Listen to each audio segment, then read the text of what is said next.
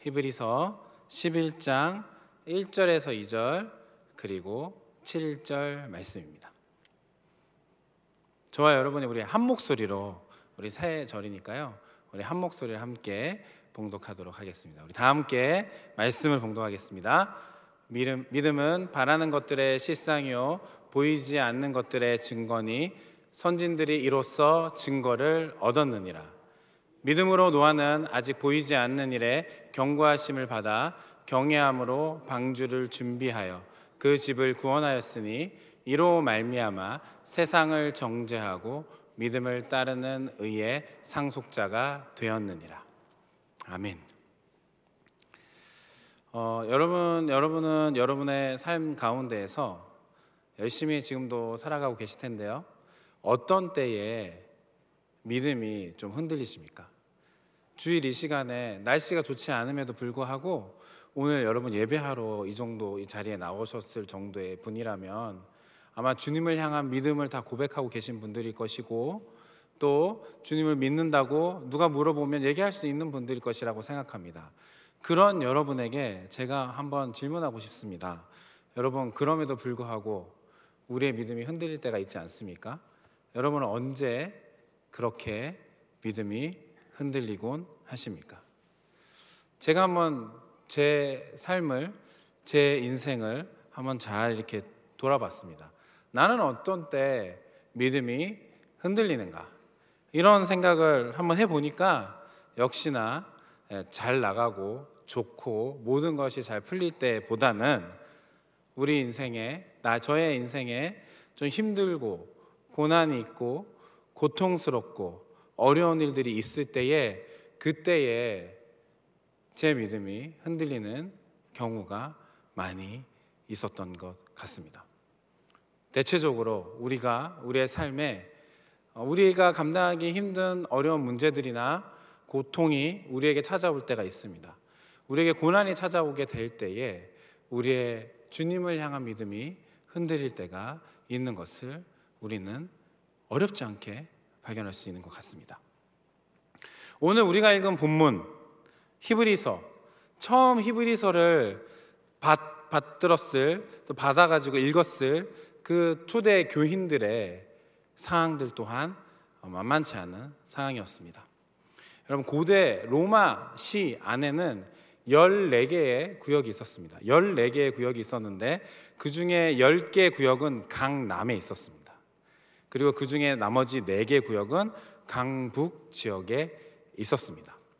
그런데 우리가 생각하기에 강남이 잘 살았을 것 같지만 그때 당시에 로마는 강북이 잘 사는 지역이었습니다. 거기에 돈이 많은 사람들이 주로 살고 있었고, 또 유대인들이 집중적으로 또 살고 있었던 지역이 바로 강북 지역이었습니다. 그런데 64년 어느 날 그 강남 지역에 어마어마한 일이 일어나는데요, 이 강남 지역은 원래 집들이, 서민들이 주로 살고 있었던 지역이기 때문에 집들이 따닥따닥 붙어 있고 또 도로도 계획돼서 그렇게 되는 것이 아니고, 로마시가 당시에 초강대국의 수도였기 때문에 어느 나라에서 다른 곳에서 침공을 받아가지고 폐허가 돼서 다시 건축하고 이런 경험이 없었던 도시였기 때문에 길이 자기 나는 대로 이렇게 나 있습니다.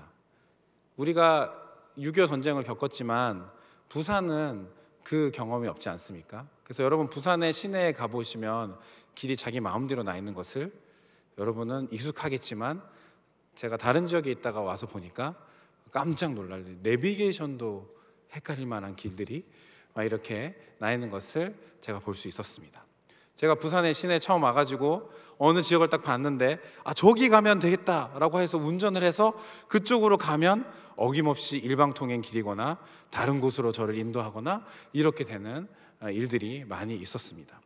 우리가 이렇게 다시 계획을 하고 이런 것이 아니라 집이 생기는 대로 집이 생겨지고 길이 나는 대로 길이 나다 보면 도시가 그런 모양으로 되어져 가는 것을 우리가 볼 수 있습니다. 즉 로마시의 강남 지역이 그런 것이었어요. 집이 다다다다다 붙어 있고. 그런데 64년도에 그곳에 밤에 한밤중에 불이 나게 됩니다. 불이 나게 돼요. 불이 어디선가 나기 시작했는데 그 불이 온 도시를 다 뒤덮게 됩니다. 다행히도 강북으로 불이 번지지는 않았어요. 강남 지역이 전체가 거의 다 불에 타는 어마어마한 일이 일어났습니다. 누가 이 불을 저질렀는지 아직도 알지 못하고 그 불의 원인이 뭔지는 알지 못하지만 어쨌든 그 로마 대화재라고 우리가 이름 붙여준 그 화재가 64년도에 있었습니다. 사람들이 어마어마한 피해를 당했죠. 사람들이 어마어마한 피해를 당하고 사람들이 그런 상황 가운데 있다 보니까 처음에는 좌절하고 낙담했겠지만 이 마음들이 어떻게 되냐면 점점 분노로 이렇게 일어나게 되었습니다. 그리고 성난 궁중들이 처음 방화복음으로 지목했던 사람들은 강북, 피해 지역이 아니었던 강북에 있었던 유대인들입니다. 그런데 그게 어떻게 저렇게 해가지고 이 유대인들을 향했던 시선이 예전에 이 로마시를 다 갈아엎고 새로 다시 건축하자라고 말했던 그때 당시의 황제 네로에게 그 손가락이, 그 화살이 이제 가기 시작하는 것입니다. 그 네로 황제를 향해서 성난 군중들이 이제 막 달려가기 시작합니다. 그리고 나서 위기감을 느낀 네로 황제가 그 이야기를 듣고 난 다음에 그 성난 군중들에게 방화범이라고 지목했던 사람들이 누구냐면 기독교인들이었습니다. 성난 군중들에게 기독교인들이 불을 저질렀으니 기독교인들을 너희에게 내어주겠다. 니네 마음대로 해라. 죽이든지 괴롭히든지 뭐 어떻게 하든지 알아서 해라 라고 하면서 그 기독교인들을 성난 군중들에게 내어줬습니다. 그렇게 해서 시작된 게 바로 네로 박해입니다. 그 전까지는 교회에 다니는 것이 아무 일들이 아니었습니다. 그냥 기독교인으로 살아가는 것에 있어서 큰 제약이 있었던 것은 아닙니다. 그런데 그 사건, 그 시간 이후로 기독교인들에게는 어마어마한 고통이 찾아옵니다. 전해 내려오는 문헌들을 살펴보면 여러 가지 그때 당시에 그 기독교인들을 핍박했던 내용들을 우리가 발견할 수 있습니다. 여러분 잘 아시는 것처럼 원형 경기장에서 맹수의 밥이 되게 하는, 거기서 물어 뜯기고 찢어 죽이는 이런 일들을 수만 명의 사람들 앞에서 그런 일들이 일었었던 것들을 포함해서 어떤 때는 기독교인들을 잡아다가 사람을 꽁꽁 묶습니다. 손발을 움직이지 못하게 꽁꽁 묶고 높은 곳에서 밀어서 떨어뜨립니다. 그러면 죽거나 크게 다치거나 이런 상황들이 발생합니다. 그러면 그 사람을 다시 갖고 와서 궁전에 긴 장대에다가 그 사람을 매답니다. 그리고 거기에 불에 태웁니다. 마치 횃불처럼. 그렇게 밤에 그런 일들을 매일 밤마다 궁전에서 그 불이 올라오는 것을 기독교인들도 보고 그리고 일반 사람들도 보게 된 것입니다. 그런 시기를 만약에 여러분들이 지나갔다면 여러분의 믿음은 어땠을까요? 여러분의 믿음은 괜찮았을까요? 흔들리지 않았겠습니까? 그때 당시에 초대 교회인들이라고 한들 믿음이 흔들리지 않을 수 없었을 것입니다. 실제로 예수님을 배교하고 기독교 자체를 거부하고 다시 나는 믿지 않는다 라고 선언하고 그 핍박을 피해 나오는 사람들도 많이 있었습니다. 그 중에는 누군가는 교인들, 같이 교회 신앙생활 하던 사람들이 숨어 있는 것을 이렇게 로마 군인에게 알려줘서 그 사람들이 잡혀오도록 하는 일들을 했던 사람들도 있습니다. 고문이 무서워서 상상조차 할 수 없는 그 고통이 있어서 그때 당시에 기독교인들은 어마어마한 고통 가운데 있었습니다. 그렇게 믿음이 흔들리고 있던 초대 교인들에게 쓰여진 성경이 바로 히브리서인 것입니다. 혹시 지금 이 자리에 계신 분들 중에서도 여러분 믿음이 흔들리고 계신 분들 계십니까? 나의 믿음이 이 정도의 상황은 아니라 할지라도 지금 이래저래 흔들리고 계신 그런 상황 가운데 계신 분들 있으십니까? 여러 가지 일들 중에서 나는 하나님을 향한 믿음이, 우리 예수님을 향한 믿음이 이런 일들로 인해서 지금 흔들리고 있어요. 지금 그런 상황 가운데 어떻게 해가지고 지금 이 자리에 와서 앉아 계신 분들 계십니까? 오늘 그 고통 가운데 믿음이 흔들리고 있었던 초대 교인들에게 선포된 하나님의 말씀을 잘 들어보시길 바랍니다. 그 히브리서 말씀 가운데 오늘 처음에는 예수님이 어떤 분이신지에 대해서 히브리서는 쭉 소개해 나가고 있습니다. 그리고 11장에 이르러서 오늘 본문에 우리가 읽었던 것처럼 그 믿음에 대한 이야기들을, 믿음이 흔들리고 있었던 초대 교인들에게 하고 있는 것을 우리가 발견할 수 있습니다. 오늘 본문 1절과 2절 우리 다 같이 한 번 더 읽어보겠습니다. 시작. 믿음은 바라는 것들의 실상이요 보이지 않는 것들의 증거니 증거를 얻었느니라. 여러분, 이 말씀이 이해가 되십니까?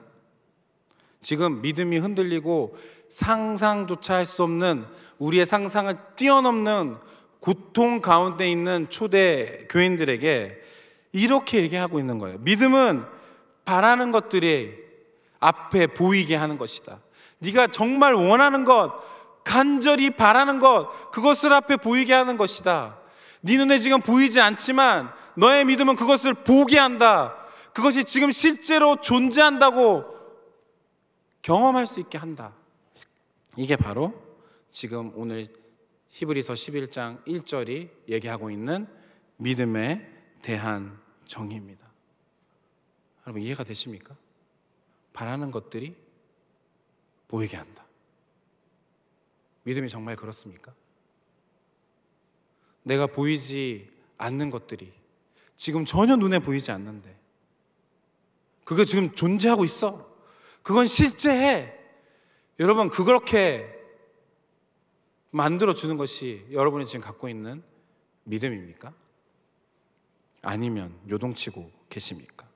이 말씀이 지금 여러분의 삶에서 경험되어지고 체험되어지고 있습니까? 이 말씀은 맞아, 지금 여러분이 마음속으로 공감하면서 이 얘기를 듣고 계십니까? 아니면 이건 그냥 성경 속에 있는 이야기야, 말도 안 돼, 바라는 것들의 실상이라고 내가 이렇게까지 믿고 신앙생활하고 있는데 아무 일도 일어나지 않던데, 그렇게 생각하고 계십니까? 그래서 오늘 히브리서는 그렇게 믿음에 대한 선언을 하고 난 다음에 그 이야기가 무엇인지 설명해 주기 위해 16명의 믿음의 선배들의 이야기들을 써내려가고 있습니다. 오늘은 그 이야기 중에 한 명, 노아의 이야기를 여러분 저와 함께 살펴보길 원합니다. 7절 말씀 우리 한 번 더 다 같이 읽어보실까요? 우리 다 같이 읽어보겠습니다. 믿음으로 노아는 아직 보이지 않는 일에 경고하심을 받아 경외함으로 방주를 준비하여 그 집을 구원하였으니 이로 말미암아 세상을 정죄하고 믿음을 따르는 의의 상속자가 되었느니라. 믿음으로 노아는 아직 보이지 않은 일에 하나님께서 세상을 심판하실 거라고 하는 일에 대한 경고를 받고 방주를 준비했습니다. 얼마 동안요? 정확하게 연도가 우리가 생각할 수는 없지만 정확하게 연도를 성경에서 말해주지 않기 때문에, 그러나 우리가 추측할 수 있는 것은 한 120년 정도는 되지 않았을까라는 생각이 듭니다. 120년의 기간 동안에 아무 일도 일어나지 않았어요.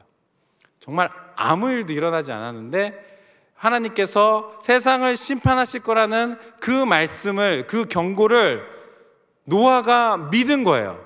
노아가 믿고 난 다음에 사람들이 다 미쳤다고 손가락질하고 너 왜 그래? 지금 뭐 하고 있는 거야? 라고 하는 그 여러 비난과 조롱의 소리를 듣는다 할지라도 지금 믿음으로 계속해서 120년 정도의 시간 동안에, 아주 오랜 시간 동안에 방주를 만들어 내고 있는 것입니다. 그리고 그 결과는 뭐예요? 구원 받은 것입니다. 초대 교인들에게 이 얘기는 무엇으로 들렸을까요? 제가 지금 설명해드렸죠. 초대 교인들의 상황, 예수님을 믿는다는 하나만으로도 지금 어마어마한 고통 가운데 있었던, 믿음이 흔들리고 있었어요. 실제로 믿음을 버리는 사람들 많았어요. 그 사람들에게 이 말씀은 어떻게 다가왔을까요? 버텨라? 120년 정도는 버텨야 된다? 너 힘든 거 아무 일도 일어나지 않지. 실제로 그때 당시에 여러 문헌들을, 네로 박해가 있었을 당시에 여러 문헌들, 성경을 포함해서 많은 문헌들을 뒤져보아도 다니엘과 세 친구처럼 뭐 불구덩이 속에 돌아갔는데 하나님이 그거를 하나도 타지 않게 구해주셨다, 아니면 그 사자굴 속에 들어갔는데도 그 사자들이 전혀 그 다니엘에게 해를 가하지 않았다, 이런 기적과 같은 이야기가 하나도 없습니다. 적어도 제가 찾아본 구절 중에서는, 제가 읽어본 문헌들 중에서는 정말 하나도 없어요. 그냥 그대로 아무 일도 일어나지 않은 채 기독교인들은 말도 안 되는 고통스러운 상황들 가운데서 죽어갔습니다. 그냥 버티라고요? 너무 잔인한 거 아닙니까? 말도 안 되는 거 아닙니까? 도대체 이렇게 흔들리고 있는 사람들에게 이를 악물고 버텨, 믿음은 바라는 것들의 실상이야, 보이지 않는 것들의 증거야, 노아 봐봐 120년 버텼더니 구원받잖아, 이렇게 얘기하고 계시는 겁니까? 오늘 우리 노아의 이야기를 조금 더 살펴봐야 할 것 같습니다. 노아의 이야기는 창세기 6장에 소개되고 있습니다. 오늘 창세기 6장을 그래서 한번 잘 살펴보면 좋을 것 같습니다. 창세기 6장 1절에서 3절에 잘 모셔져 있는데, 우리 먼저 그때 당시에 세상에, 노아의 시대에 세상의 상황이 어땠는지, 상태가 어땠는지를 우리 1절부터 3절까지 보면 나타나 있습니다. 자, 1절부터 3절까지 우리 세 구절인데 역시 한번 한 목소리로 다 같이 읽어보겠습니다. 시작. 사람이 땅 위에 번성하기 시작할 때 그들에게서 딸들이 나니 하나님의 아들들이 사람의 딸들의 아름다움을 보고 자기들이 좋아하는 모든 여자를 아내로 삼는지라. 여호와께서 이르시되 나의 영이 영원히 사람과 함께하지 아니하리니 이는 그들의 육신이 됨이라. 그러나 그들의 날은 120년이 되리라 하시니라. 네. 이 말씀 때문에 120년 정도는 방주를 건축하지 않았을까라고 추측을 할 수 있을 것 같습니다. 그런데 오늘 이 말씀에 보면 그때 당시에 하나님이 사람을 지으셨음을 한탄하게 된 사람의 상태가 뭐냐면, 하나님의 아들들이 사람의 딸들의 아름다움을 보고 자기들이 좋아하는 모든 여자를 아내로 삼는 이 상태를 가리켜서 하나님이 사람을 지으셨음을 한탄하셨다고 얘기하고 있습니다. 내가 사람 괜히 지었구나, 후회하고 있다라고 이야기하고 있는 것입니다. 여러 죄악된 모습들이 있었을 거예요. 당시에 하나님 없이 세상에 돌아가고 있었기 때문에 정말 여러 가지 모습들이 있었을 것인데, 그 중에 이 한 가지만 대표적으로 이 정도로까지 사람이 무너졌다라고 하면서 이 얘기를 하고 있는 거예요. 여러분, 이 얘기 이해가 되십니까? 우리가 먼저 알아봐야 할 게 있어요. 하나님의 아들들은 도대체 누구인가? 이것입니다. 하나님의 아들들에 대해서 여러 학자들이 여러 이야기들을 하지만 오늘 저와 여러분이 좀 말씀 안에서 이 하나님의 아들들에 대한 이야기들을 먼저 좀 발견하고, 그리고 그때 당시 상태가 어땠는지 좀 살펴보면 좋을 것 같습니다. 그래서 이 하나님의 아들들에 대한 힌트를 얻을 수 있는 구절이 바로 뒤에 4절에 나타납니다. 우리 4절 말씀도 다 같이 한번 읽어보겠습니다. 시작. 당시에 땅에는 네피림이 있었고 그 후에도 하나님의 아들들이 사람의 딸들에게로 들어와 자식을 낳았으니 그들은 용사라 고대에 명성이 있는 사람들이었더라.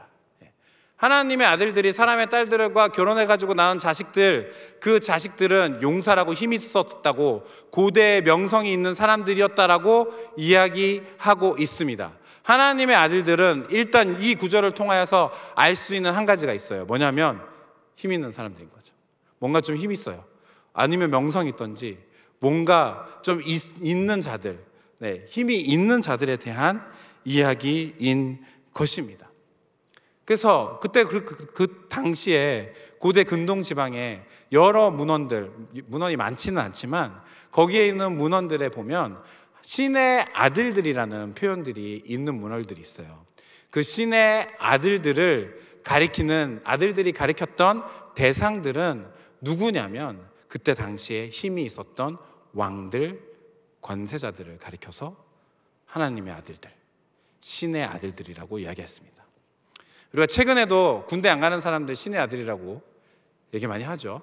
여러분, 우리가 되게 좋은 직장, 진짜 누구도 가고 싶어하는 그런 직장을 뭐라 그럽니까? 신의 직장이라 하지 않습니까? 뭐예요? 힘이 있고 좋은 거예요. 그거를 갖고 다시 이 구절을 해석하면 이렇게 됩니다. 힘 있는 사람들이 자기 눈에 이뻐 보이는 딸들을 다 아내로 삼는 거예요. 힘이 있으면 인간의 욕망대로 다 진행할 수 있는 그 세상, 그 상태를 이야기하고 있는 거예요. 욕망대로. 사람이 하나님의 말씀과 하나님의 기준이 아니라 사람이 자신의 욕망대로 그냥 움직이는 대로 사는 세상, 그것을 다 얻는 세상, 그것을 얻기 위해 힘을 얻으려고 하고 돈을 가지려고 하고 그것을 얻어서 자기의 욕망을 이루려고 하는 모든 세상의 사람들이 그것에 혈안이 되어 있는 세상. 지금 우리가 살아가고 있는 세상, 이때 당시와 다릅니까? 비슷합니까? 여러분, 이 세상이 여러분에게 지금 뭐라고 얘기하고 있습니까? 너의 욕망을 이루기 위해 살아라. 그래서 여러분 열심히 살고 계신 분 있지 않습니까? 저도 그럴 때 많거든요. 나의 욕망을 이루기 위해서 치열하게 열심히 살아서 돈 벌려고 해요. 나의 욕망을 이루기 위해서 정말 열심히 살아가고 있어요. 그리고 그 욕망을 이뤄낸 사람들을 가리켜 뭐라고 얘기하고 있냐면 성공자라고 세상은 이야기합니다. 근데 그렇게만 이루어지는 세상을 하나님은 보시고 사람을 지었음을 한탄하신다라고 말하고 있는 것입니다. 그래서 성경은 이런 상태를 가리켜서 뭐라고 얘기하고 있냐면 육신이 되었다, 이렇게 얘기하고 있습니다. 육신이 되었다. 다른 말로 뭔지 아십니까? 짐승이 되었다. 진짜 있는 말 그대로 직역해서 적나라하게 번역하면 뭔지 아십니까? 고기 덩어리가 되었다. 사람이 자신의 욕망대로 사는 사람은 짐승과 같은 사람입니다. 하나님의 형상대로 사람을 만들었는데 그 하나님의 모든 형상을 잃어버린 상태, 짐승과 같은 상태, 조금만 더 적나라하게 고깃덩어리가 된 상태, 자신의 욕망만 쫓아서 살아가는 상태입니다. 지금 우리가 살아가고 있는 이 세상 또한 마찬가지인 것 같습니다. 계속해서 부추깁니다. 그리고 그걸 성공이라고 미화합니다. 우리는 우리가 따라야 할 우리 예수님이 계시고 주님의 말씀이 있습니다. 그런데 그런 우리들을 향해서 너희들은 바보라고 얘기합니다. 너희들 그렇게 살면은 이 험한 세상 살 수 없어. 너희들 지금 먹고 살려면, 네 앞가림 하려면 그렇게 하면 안 돼. 이렇게 얘기하는 세상 속에 우리가 살아가고 있습니다. 우리의 직장 생활과 여러분의 일터에서의 생활이 어떻습니까? 여러분의 일상이 어떻습니까? 여러분 가면 각자 사랑과 사랑의 욕망이 부딪히는 그 치열한 전쟁터가 여러분의 일상 아닙니까? 지금 우리가 그런 세상 속에서 살아가고 있습니다. 하나님이 말씀하시기에, 보시기에 한탄스러운 상태, 육신이 된 상태, 짐승처럼 된 상태, 고깃덩어리가 된 상태, 그 상태를 이야기하고 있는 것입니다.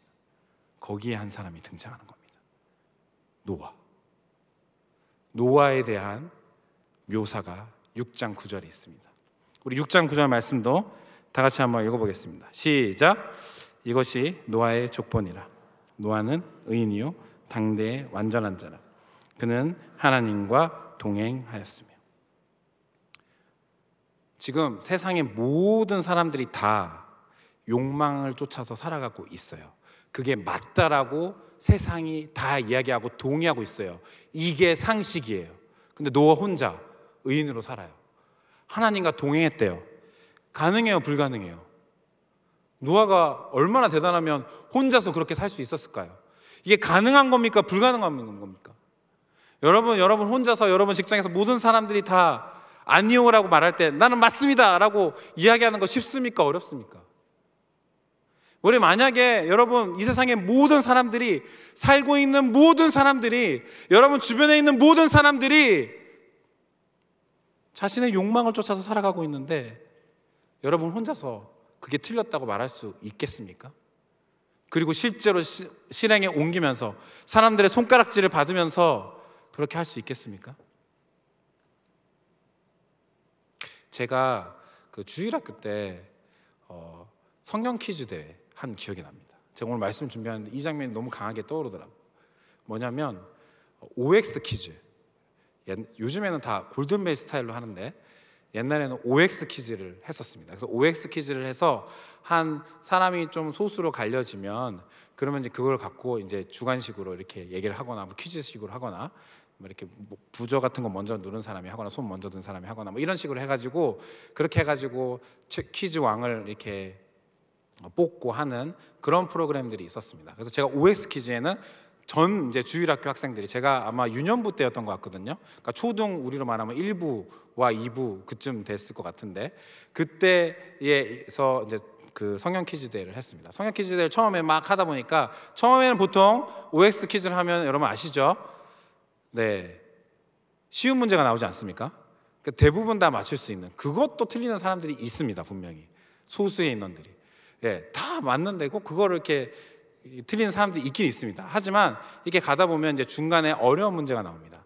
저도 그렇게 가다가 한 20명에서 10명 정도의 사람이 남았던 것 같은데 거기까지는 살아남았는데 문제가 하나 아주 결정적으로 어려운 문제가 나왔는데 저는 그 문제의 정답을 알고 있었어요.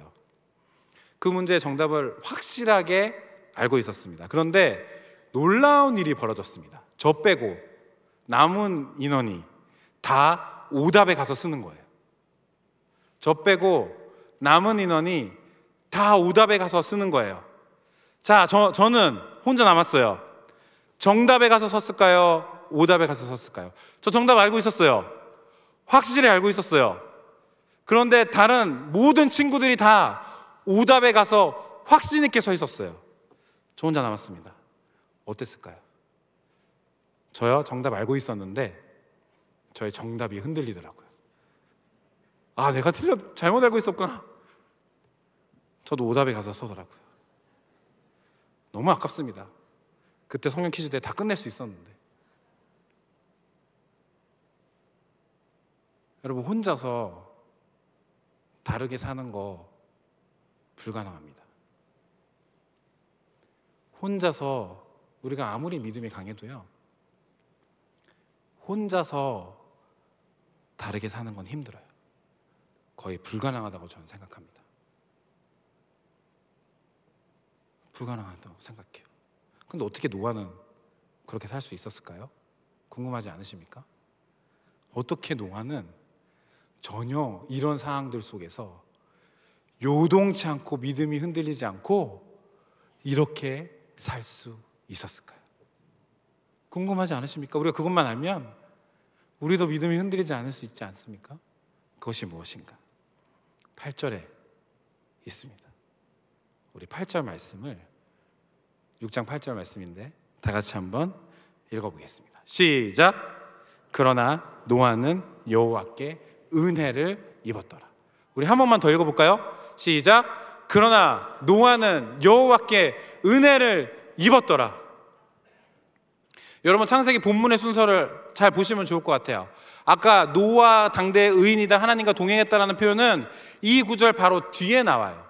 그러니까 뭐냐면 순서가 되게 중요한데요, 순서는 의인으로 살았던 게 먼저가 아니에요.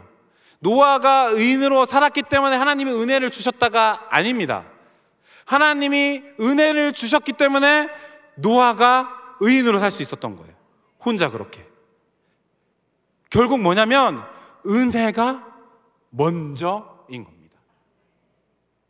은혜가 먼저인 것입니다.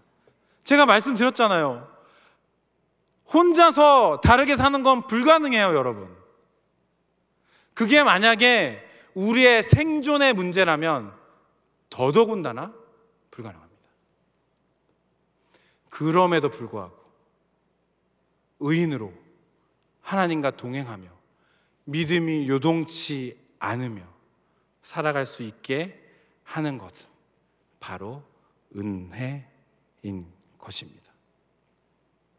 하나님이 그 수많은 사람들 중에 노아를 선택하셨어요.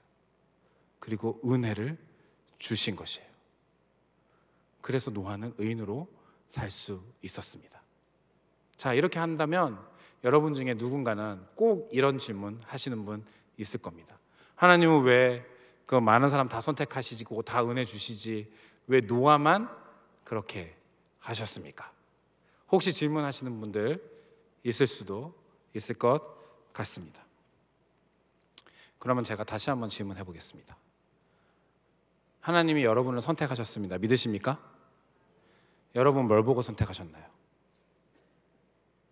왜 수많은 사람 중에 해필이면 저와 여러분입니까? 이유가 있습니까? 우리는 알지 못합니다. 하나님의 똑같은 논리로 노아를 선택하시고 노아에게 은혜를 주셨습니다.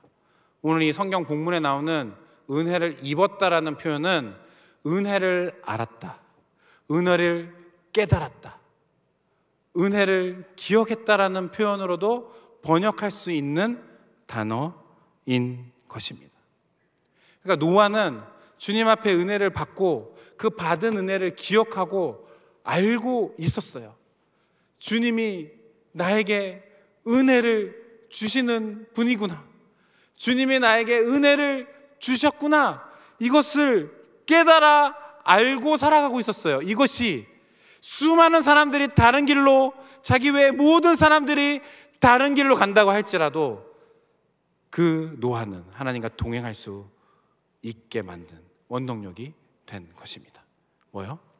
은혜를 기억하는 거예요. 하나님이 여러분에게 주신 은혜는 무엇입니까?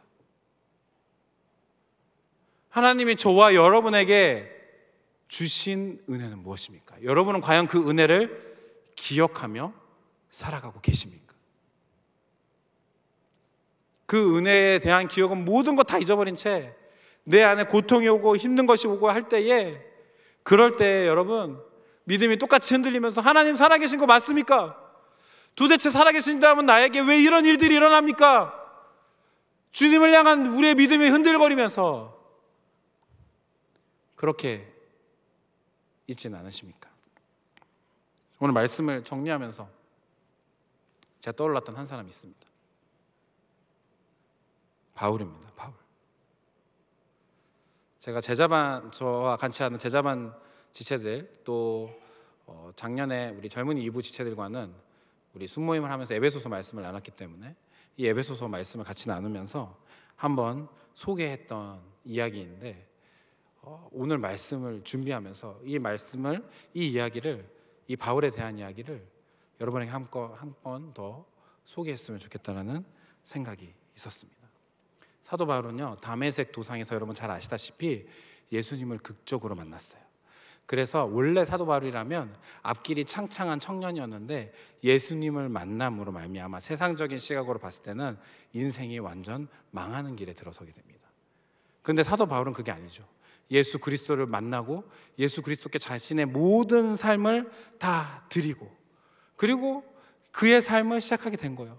예수 그리스도를 전하는 삶을 살기 시작했습니다. 무려 10년 동안에 3번의 전도여행을 하면서 목숨을 걸고 복음을 전했습니다. 고린도후서 말씀에 보면 그 10년 동안에 어떤 일들이 있었는지를 우리가 잠시 엿볼 수 있는 그런 구절들이 있습니다. 옥에 자주 갇히고 매도 수없이 맞고 죽을 뻔했습니다. 40에서 한 번 감한 매를 5번 맞았다고 합니다. 그때 당시에 모든 사람은 40번 매를 맞으면 다 죽는다고 생각했어요. 그래서 한 번 빼는 거예요. 39번 매를 맞아서 살면 사는 거고 죽으면 어쩔 수 없고, 거의 죽음에 가까운 형벌이 40에 한 번 감한 매요. 그거를 5번이나 맞은 거예요. 그런 일들이 있었습니다. 3번 태장으로 맞고, 그리고 3번 파송하고 일주일을 주야로 깊은 바다에서 지냈습니다. 여러 번 여행하면서 강의 위험과 강도의 위험과 동족의 위험과 이방인의 위험과 신의 위험과 광야의 위험과 바다의 위험과 거짓 형제 중에 위험을 당하고 자지도 못하고 줄이고 목마르고 여러 번 굶고 춥고 헐벗었다고 사도 바울이 이야기하고 있습니다. 예수님 만나서 예수님께 자신의 삶을 드리면서 10년 동안에 3번을 거쳐 진행한 전도여행 가운데 바울이 당한 고난은 이런 것이었습니다. 이 정도까지 자신의 온 삶을 들여서 헌신했어요. 결과가 어때야 합니까? 하나님이 살아계신다면 바울의 이 정도의 노고는 치하해 주셔야죠. 수고 많았다 바울아, 이제는 내가 좀 남은 여생 잘 살 수 있게 좀 뒤 좀 봐줄게 라고 해주셔야 정상 아닙니까? 그런데 그렇게 3번의 전도여행을 마치고 바울이 안 하던 결과는 무엇이냐면 감옥입니다. 억울하게 누명을 쓰고 감옥에 가는 거예요. 감옥에 있게 됐어요. 황제에게 심판을 받기 위해 로마 감옥에서 기다리는 시간들이 그에게 주어졌습니다. 10년 동안 목숨 걸고 죽어라 고생해서 예수님을 전했어요. 근데 그에게 얻어진 결과는 뭐라고요? 감옥이라고요. 믿음이 흔들릴 만한 상황입니까? 아닙니까?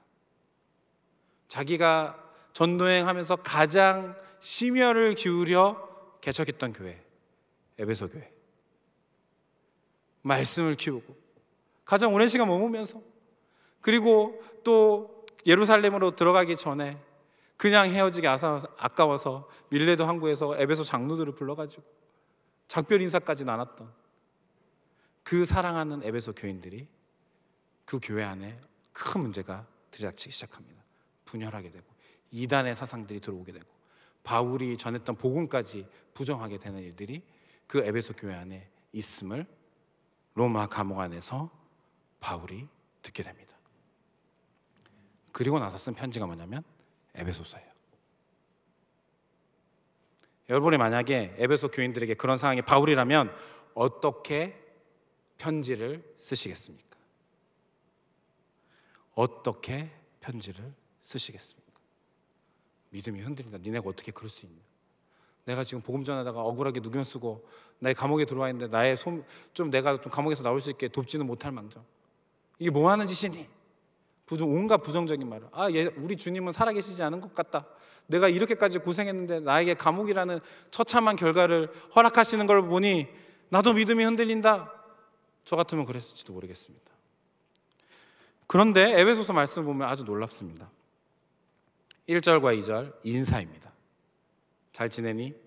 그 안부를 묻고 얘기하는 인사가 끝나고 난 다음에 기다렸다는 듯이, 정말 기다렸다는 듯이, 나는 지금 이 얘기를 하기 위해서 너에게 편지를 쓴다 하면서, 제가 이 구절을 3절을 딱 시작하는데 이 3절을 원어 성경으로 봐도 그렇고 우리 한국말 성경으로 봐도 그렇고 이 단어가 제일 먼저 시작합니다. 뭐냐면 찬송하리로다. 찬송하리로다. 이해가 되십니까 여러분? 믿음이 흔들려도 100번은 흔들려고 수만 번 흔들려도 충분히 이해가 되는 상황 아닙니까?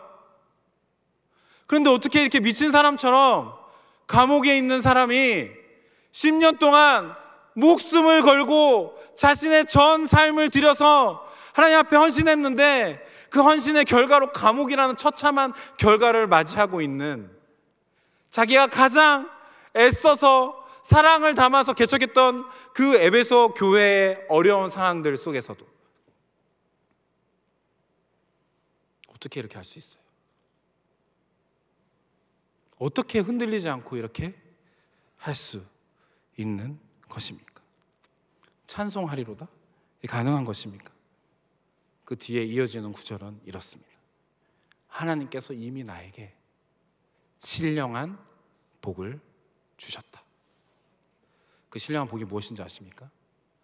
창세 전에 주님이 나를 선택하셨다.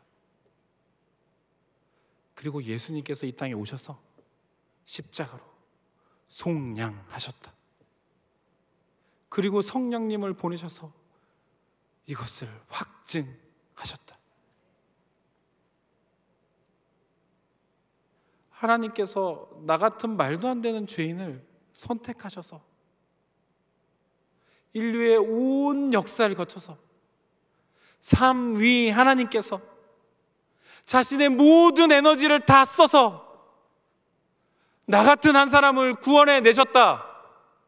그러니 내가 찬양하지 않을 수 있겠냐? 아무리 생각해도 이해할 수 없는 은혜다. 찬송하리로다. 바울이 마치 감옥에서 미친 사람처럼 두 손을 들고 외쳤을 것입니다. 찬송하리로다. 아무리 생각해도 나 같은 죄인에게 주신 하나님의 은혜는 어떤 상황 속에서도 하나님을 찬송하지 않을 수 없게 만드는 것이라 말하고 있는 것입니다. 여러분, 우리의 삶에 아무리 찾아봐도 아무리 생각해봐도 은혜가 기억나지 않으십니까? 근데 오늘 이 바울이 고백하고 있는 이 은혜는 저와 여러분이 다 경험한 은혜 아닙니까? 저를, 여러분을 창세 전에 선택하셨어. 지금까지 인류의 온 역사를 통해서 삼위 하나님께서 온 에너지를 쏟아서 하신 일이 있습니다. 나 같은 한 사람을 구원해 내신 일인 것입니다. 오늘 본문 기억나십니까? 믿음은 바라는 것들의 실상이요 보이지 않는 것들의 증거니. 주님이 나에게 베푸신 은혜를 기억하는 사람은 절망이 아니라 소망이 생기는 것입니다. 바라는 것들이 실제로 이루어지는 것을 이미 알고 있는 사람들입니다. 왜요? 주님이 이런 어마어마한 은혜를 이미 나에게 베풀어 주셨기 때문에, 그것을 믿는 자들이기 때문에 가능한 것입니다. 지금 우리 눈에 보이지 않아도 우리는 계속해서 말씀을 따라서 살아갈 수 있습니다. 왜요? 하나님이 나를 어떻게 사랑하시고 어떠한 은혜를 베풀어 주셔서 나를 구원하셨는지 알고 있기 때문입니다. 깨닫고 있기 때문입니다. 우리가 가져야 할 것은 미래에 대한 절망이 아닙니다. 이 험한 세상 어떻게 말씀을 따르면서 살아가냐고요? 어떻게 믿음이 흔들리지 않고 살아갈 수 있냐고요? 아니요, 우리는 살아갈 수 있습니다. 우리 모두는 이미 하나님이 우리에게 베풀어 주신 신령한 복, 그 하나님의 은혜를 깨달아 아는 자들이기 때문입니다. 믿음이 흔들리고 계신 분들 계십니까? 소망이 사치라고 생각하고 계신 분들 계십니까? 지금 내 상황을 돌아볼 때 내 앞의 상황은 그냥 절망이다. 죽지 못해 산다. 그냥 버티고 있을 뿐이다. 교회에서는 믿음 있는 척 살아갈 수 있지만 내 일상에서는 또 살아가려면 적당히 타협하면서 살아가야지. 무슨 믿음이야. 아무 일도 나에게는 일어나지 않아. 혹시 그렇게 살아가고 계신 분들 계십니까? 우리가 그 주님의 은혜를 안다면 우리는 소망을 품을 수 있습니다. 바라는 것들이 실상이 되는 것, 여러분 보게 될 것입니다. 보이지 않는 것들이 이미 확신함으로 증거로 갖고 살아가실 수 있습니다.